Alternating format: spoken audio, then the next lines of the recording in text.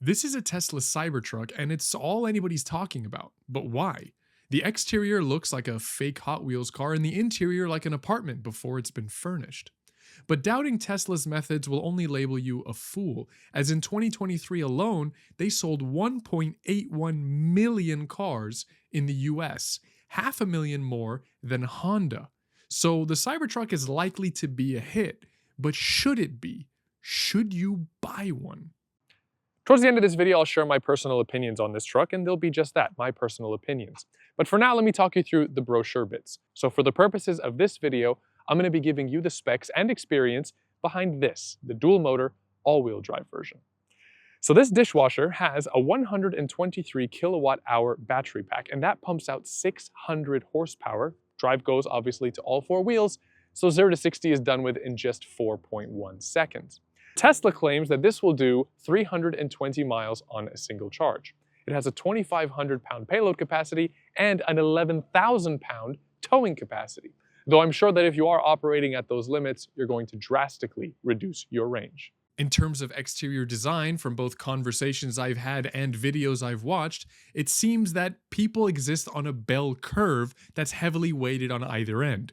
You either love it, hate it, or just haven't really decided which team to join. In terms of front-end design, the first thing you notice is this very long light bar that goes across the entire width of the car. You also have two smaller lights at the base of the front end. There's an optional extra light bar that you can also purchase, which attaches towards the top end of the truck, and that's going to give you 525 yards of illumination, or more than 5 football fields, although that's more really for off-roading applications.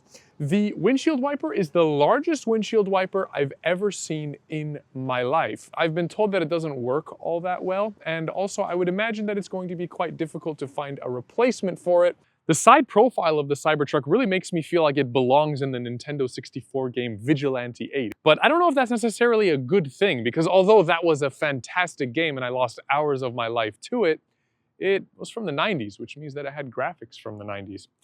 Quite a nice feature about this truck is the tonneau cover. It's quite robust. Throttle House did a video on this truck, which is a really great video. I'll link it down below for you. Just don't click out of this video just yet. Finish this one first, then go watch theirs, where they were jumping on this thing. Now, this is a privately owned vehicle, so I'm not going to do that, but go ahead and check out their video if you want to see that. This is fully automated as well. It's controlled through this little panel here on the rear tailgate of the truck, or you can control everything I'm about to say through the screen on the interior. A soft press will let you manually adjust the position, and a hard press will open it automatically, much like the controls for your windows. The tailgate is also automatically operated. You just push this button and it will open. Unfortunately, there's no way to close it automatically. You have to do so manually, but it's not that heavy. In terms of cargo space, you have 67 cubic feet, including the frunk, and that can be expanded to as much as 120.9 cubic feet by folding down the rear seats. What is not convenient is the design of the bed. It might look good, but it does mean that you can't reach anything in the back of the bed due to the truck's architecture.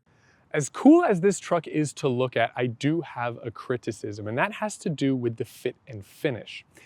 This is made by Tesla. They are not a small startup anymore. They're actually a very large manufacturer. So what I expected was that it would feel like a mass-produced vehicle.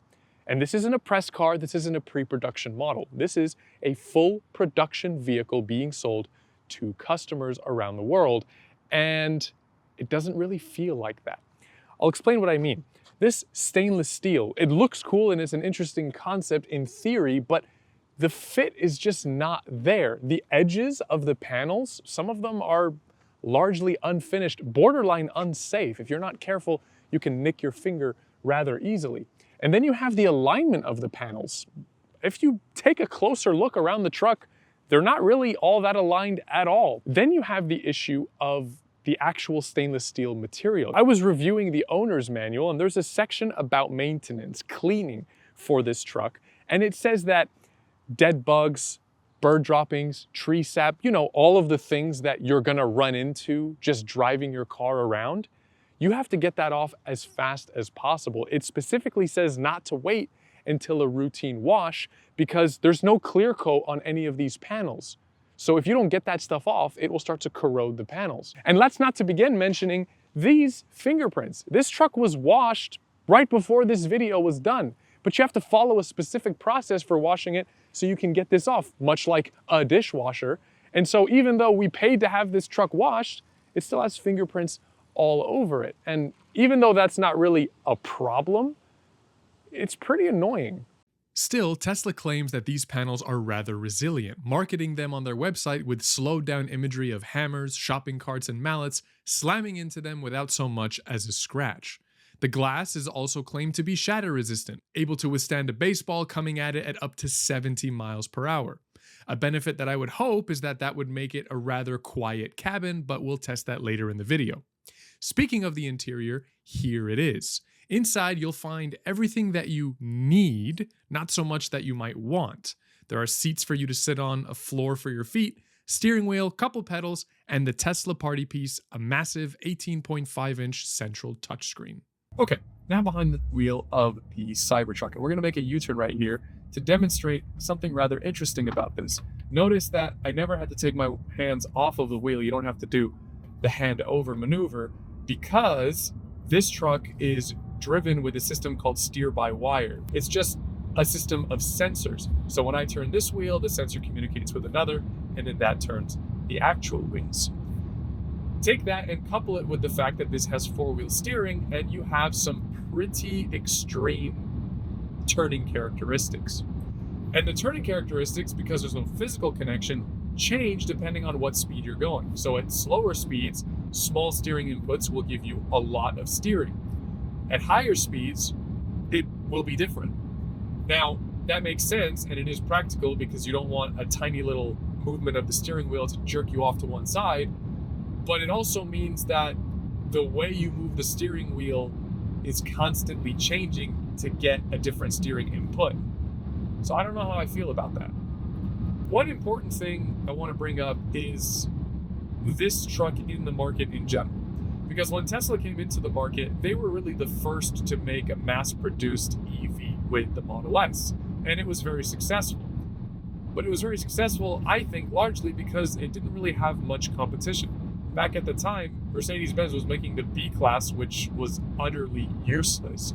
So if you wanted an EV sedan with some luxuriousness to it, the Model S was the car that you got. But since then, there are now plenty of EVs in the market from name brands that we all know and are familiar with. And with the EV truck market specifically, the Cybertruck isn't first to the game anymore. There's already the F-150 Lightning, Hummer EV, you have the Rivian. So with the Cybertruck coming into the market, it's just another EV truck, and it doesn't really outperform its competition either. In fact, in some cases, it doesn't even match its competition. Don't get me wrong, still a very well-performing vehicle.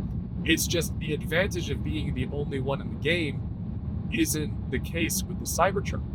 And I'd like to talk briefly, if I can, about range. Tesla claims that this will do 320 miles on a single charge, but the thing I'm learning about Tesla is they're a bit sneaky with all of their numbers. For example, the 0 to 60 time of their Cyber Beast is 2.6 seconds, but if you read the fine print, they subtracted the roll-off. So it's not from a standing start, it's after they've already gotten through the roll-off. Well, I'm sorry, then that's not the 0 to 60 time. 0 means 0, you're not moving, as I'm doing right now. So once I smash the accelerator, whatever time passes between me not moving and me hitting 60, that's the 0 to 60 time. You can't just take out the roll-off. Same thing with the range. 320 miles obviously is in perfect ideal conditions, and I get that. But it's also ideal conditions with certain tires. It's also assuming that you have the tonneau cover closed, because if you open it, you stand to lose 10% of your range. It's in perfect weather conditions. All of these criteria have to be met for you to be able to get that 320 miles of range. Now let's talk about a Tundra. Now I get it, a Tundra is gas powered, and everyone's gonna say, oh, well, you can't compare them, they're not apples to apples. Okay, but if you're trying to buy a truck, you should consider everything. Being an EV shouldn't be a crutch. So, that being the case, 320 miles of range, even if you get perfectly ideal conditions and you get that 320, in a Tundra, it's got a 32-gallon fuel tank. Even at just 22 miles to the gallon, you're at over 700 miles of range. And if you get the Capstone, which is an extremely luxurious, very nice truck, it's less than the Cyber Beast. So, I don't know. Things like that make this truck difficult for me to justify. And what makes it even more difficult, aside from the fact that the interior is rather minimalist and you don't get a lot in terms of luxury, there's quite a lot of wind noise in this truck. And we're not going very fast. I'm doing 70 miles an hour and I'm having to talk a little bit loud just to be able to be heard on the microphone. And I'm not sure if you're going to be able to hear it from the audio on this video, but it's really not great, especially for a truck at this price point. Would I describe this as comfortable? No, unfortunately. It's not uncomfortable, but I wouldn't jump to call it a very comfortable ride. The wind noise is kind of a major issue. Then you factor in the regenerative braking. The steering constantly changing means that it's quite difficult to get accustomed to how the car is going to react to your steering input. And when you make a sharp steering input, the whole body of the car kind of teeter-totters. There's quite a lot of body roll. So you take that with the sound from the wind and the regenerative braking jerking you back and forth constantly, and what I end up with is a borderline nauseating experience. Also, the visibility out of this truck is horrible from the front and the back. These pillars, this structural member on the truck, means that I really can't see anything. Actually, you know what?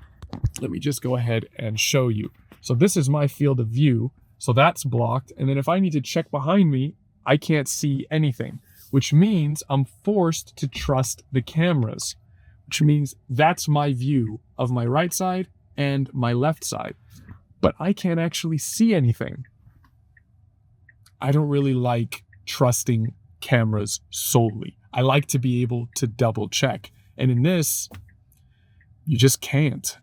The MSRP for this trim is $79,990 US, placing it very close to the Rivian RT1 with the Performance Pack. And I don't know if I would say that's a good thing because the Tesla makes less power, takes longer to get to 60, and has roughly the same range and towing capacity. Then you factor in that the Rivian has been out for longer, so it has more of a proven track record, and in my opinion, for everyday use, it's better looking. This brings me really towards that point in the video where I want to answer the main question of should you buy a Cybertruck? Well, this is my thought. These are my opinions. This is a very unique vehicle and it turns heads. Just filming this video, I've had several people come up to me and I'm kind of in the middle of nowhere asking about this truck. And that's great. It has some gimmicky features like the little romance mode, and it has some really useful ones like that tonneau cover or the four-wheel steering. But at $80,000, if you look at competitors in the EV truck market, you're gonna be at the higher end of trims for other trucks. And they're gonna have better fit and finish, better quality, and you're not going to have to deal with what you're gonna have to deal with this stainless steel exterior. Paying that much money, or if you get the Cybertruck and you pay 100 grand, and having misaligned panels or have to deal with these fingerprints on a daily basis, I don't know. To me, it's just too much to deal with for too much money. But again, that's just my opinion. Let me know what you think in the comments down below. I know Tesla fanboys are going to roast me for everything that I'm saying, but it's just my opinion and everybody is entitled to their own opinion, right? Let me know if you agree or disagree down below. But that's all for this video. Thank you so much for watching, and a huge thank you to Lucky Wheels Club for loaning me their new Cybertruck. They are a premium clothing and merchandise brand with a twist. You see, they have some really cool car-themed t-shirts, which are very good quality, and they also sell things like these thermal flasks. It's got their logo on there. It's really quite nice. The twist is that when you do buy merchandise, spend money with them, you get entered into a raffle to be able to win a vehicle. The vehicle they have right now is a Ford Raptor, modified Ford Raptor, which has been done rather tastefully. So I'll leave all of the regular links in the description below for you to be able to check them out. But otherwise, I really hope you enjoyed the video. Thank you so much for watching, but until the next one, take care.